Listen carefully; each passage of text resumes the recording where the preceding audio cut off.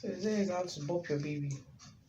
After she feeds, you make sure that she's just over your shoulder, and after a while, like few seconds or a minute, she burps. Just put her over your shoulder and use gentle motions on her back. Even the same thing can also be done if she's got the hiccups. The soothing motion soothes her and calms her and ensures that she releases gas.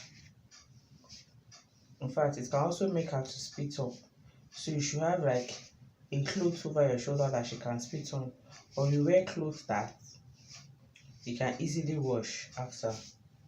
So any excess food can easily come out. She will release the gas and also calm her down after hiccups too. This is it. So this is gentle motions. Make sure that your baby becomes calm and relaxed. In fact, while you are sitting down, she can also sleep off. Just try it.